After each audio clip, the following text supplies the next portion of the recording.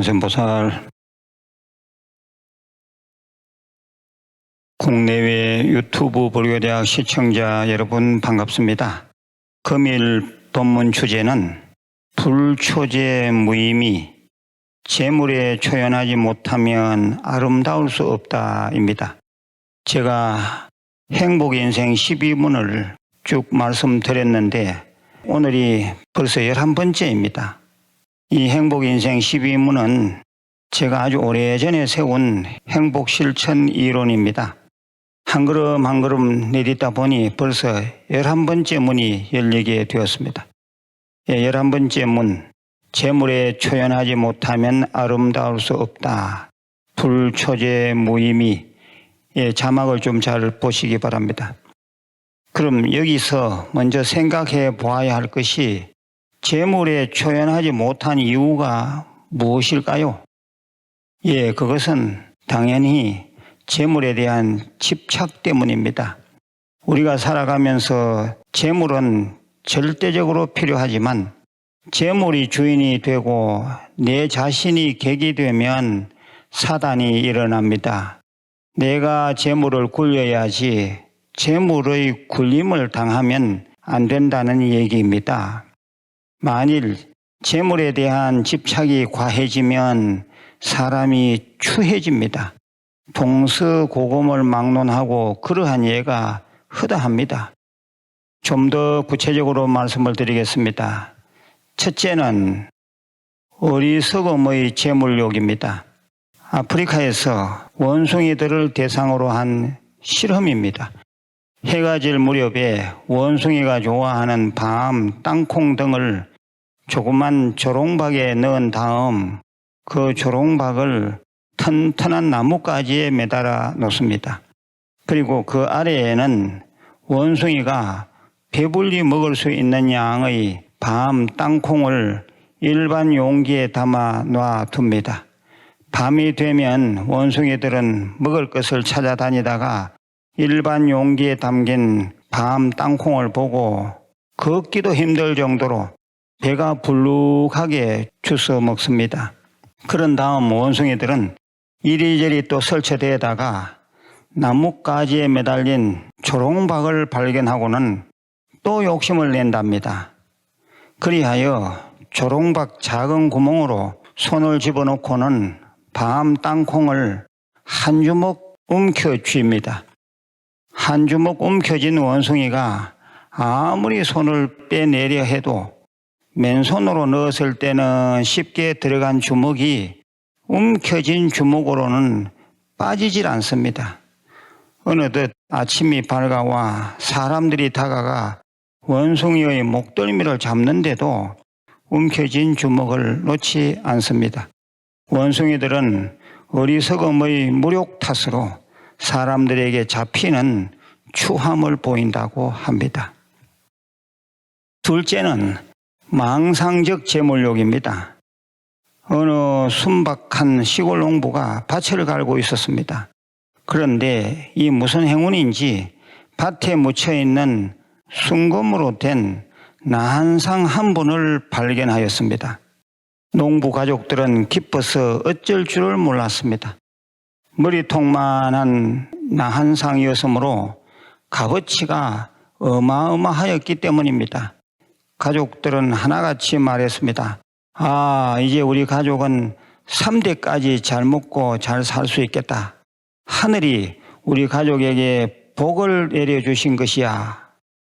그런데 그 이튿날부터 농부는 무엇인가 골똘히 생각하기 시작하였습니다. 갑자기 밥도 잘 먹지 못하고 잠도 제대로 잘 자지 못했습니다. 며칠이 지나도록 얼굴이 펴지지 않는 농부를 보고 아내가 근심스럽게 물었습니다. 이보시오 남편 양반, 우리는 이제 큰 부자가 되었는데 무슨 걱정이 있어서 하루 종일 얼굴을 찌푸리고 계세요? 남편이 말했습니다.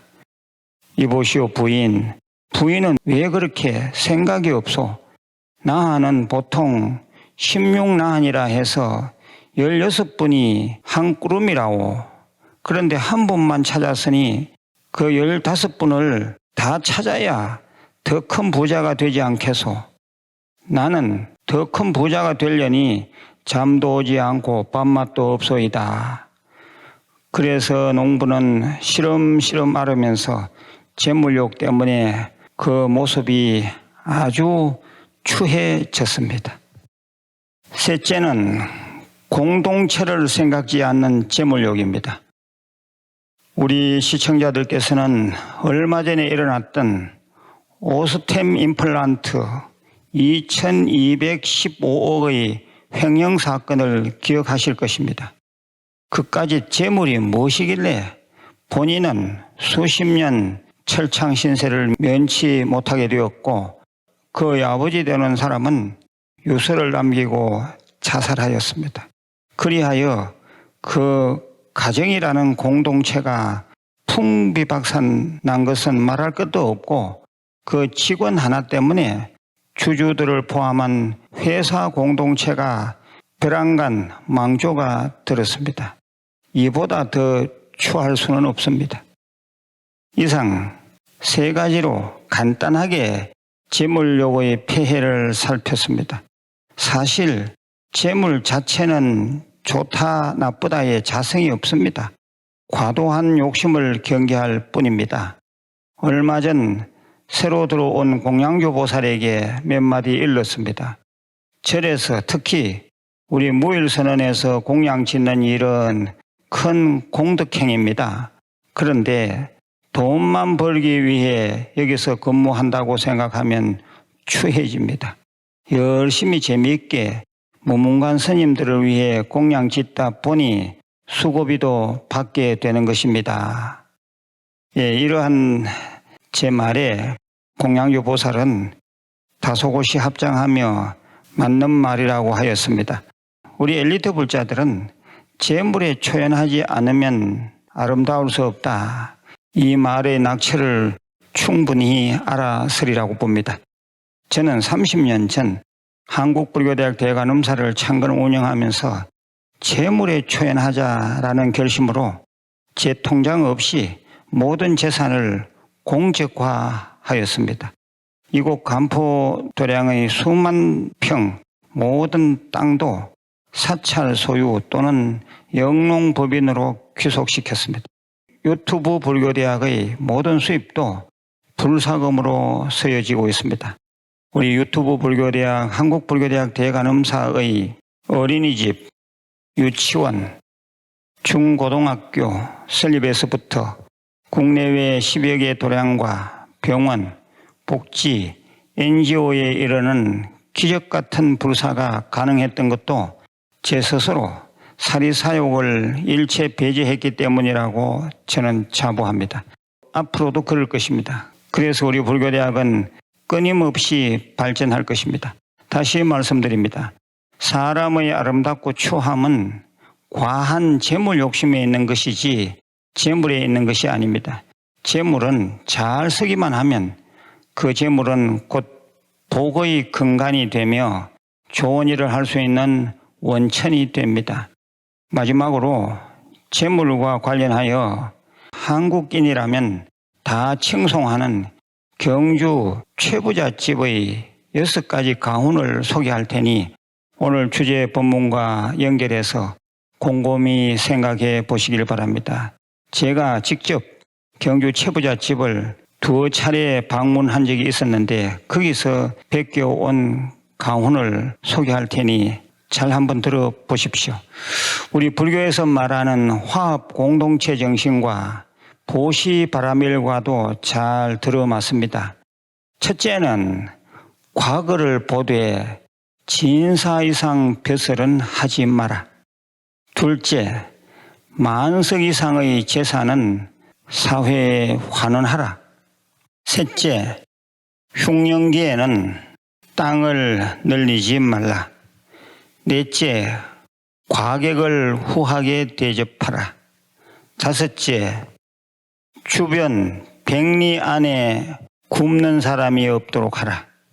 여섯째, 시집 온 며느리들은 3년간 무명옷을 입으라.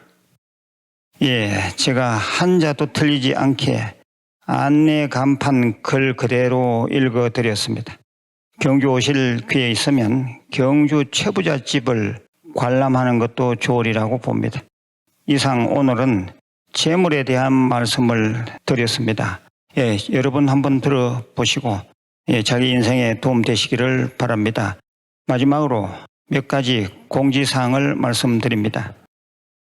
올해 부처님 모신 날 유튜브 불교대학 한국불교대학 대간음사의 연등 불사는 저희들이 운영하고 있는 참 좋은 이서 중고등학교 안에 부처님 세 분을 모시는 그런 거룩한 불사이기도 합니다. 참여해 주시면 감사하겠습니다. 참여하시면 도자기 선물도 있습니다. 두 번째입니다. 무일선언의 주불 관세음보살 점안식은 5월 29일 2시입니다.